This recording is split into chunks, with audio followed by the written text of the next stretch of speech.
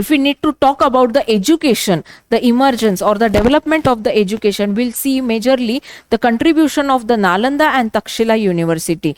Now, the expenditure was being headed by the state government during this period. Okay, so here the Nalanda University in the Bihar and Takshila University in the Hindu Kush region or the Indo-Afghan region would be having the students from all over the world. Okay, it was considered as an international university.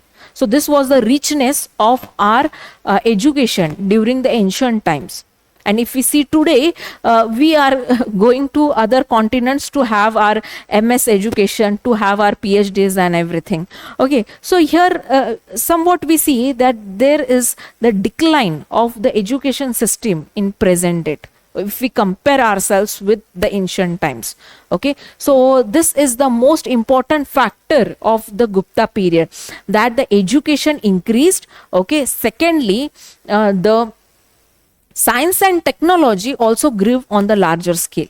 Okay, so here you will find that there would be also the development of the private schools and the Gurukul system in each of the rural as well as the urban society. Beyond that, Kalidasa and the Aryabhata works reflects much of the evidences of the education system at the Nalanda and the Takshila University. Okay, now let us see what were the subjects that were taught in the Nalanda and Takshila. So first is the grammar with respect to the Sanskrit grammar. Okay, here it was not English grammar. Fine.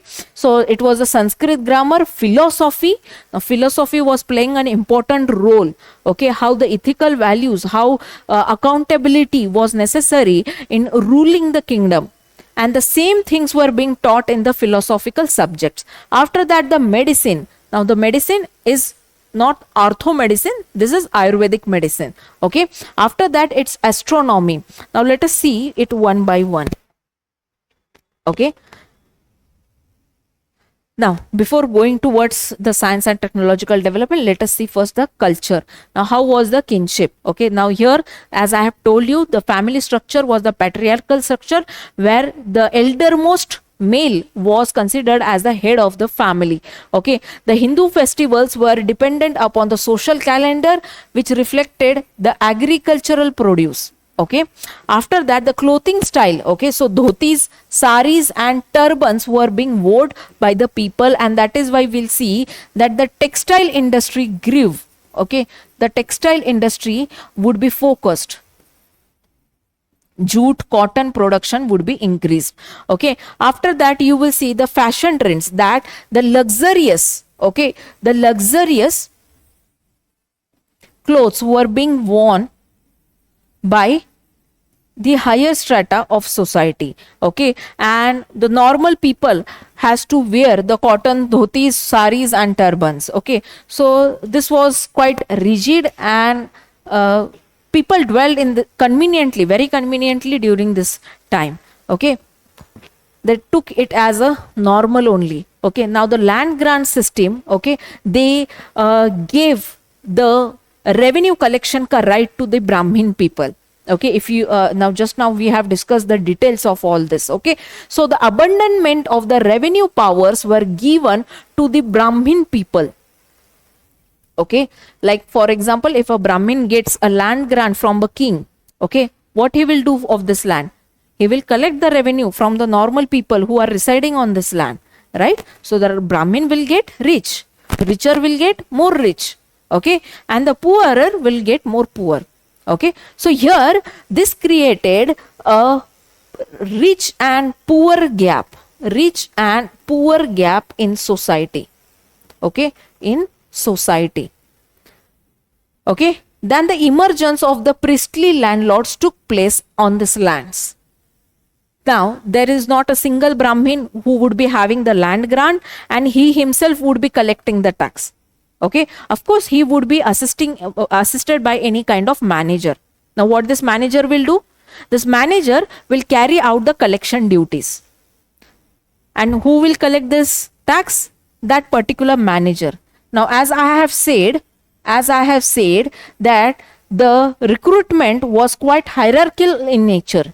Okay, and that is why either he will recruit any of his relative, okay, or any of his same caste person. That is the Brahmin only. Okay. So here who becomes the head? Again, the priestly class. Okay. So the priestly class will become more richer. The rich will become more richer. Okay. And the poor will become more poor. Okay. So this will be continuing up till the post Gupta period. Okay. In the society. Fine.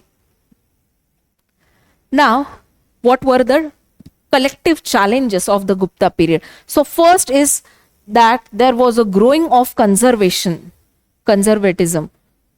Okay, now what is conservatism? Women were not allowed to step out of house. Women were not allowed to take or to have the education in the Gurukul system. The women were not allowed to participate in the economical contributions. Okay. Secondly, they were not allowed in the wars. Okay. So here the conservation or the conservatism increased in the society. Now, the same applies with respect to untouchable also, or the Shudra people also, and the Vaishya people also.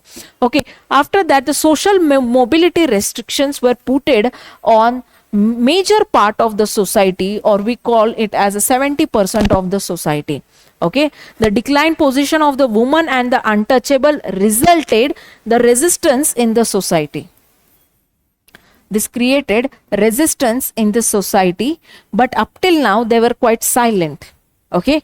Now, the rise of ritualism and orthodoxy was the major loophole of the Gupta system. Okay. And after that, the period of religious contentions. Okay. Contentions means the contention between the Hinduism and the Buddhism. Okay. Now here there would be more wars, religious wars. Now these wars are not being fought by the weapon. These wars are being fought ideologically. Okay. So Hinduism and Buddhism would be having contentious relations. Okay. Now same is applied with the Jainism, but Jainism is not that explicit in nature. That is why it would be staying away from this contention. Okay. And it was majorly the Hindu and the Buddhist people only who would be at the contentious. Okay. Many of the Buddhist texts were being burnt during the Gupta period, so as that the richness of the Buddhism won't be preached and spreaded to the different regions of the society.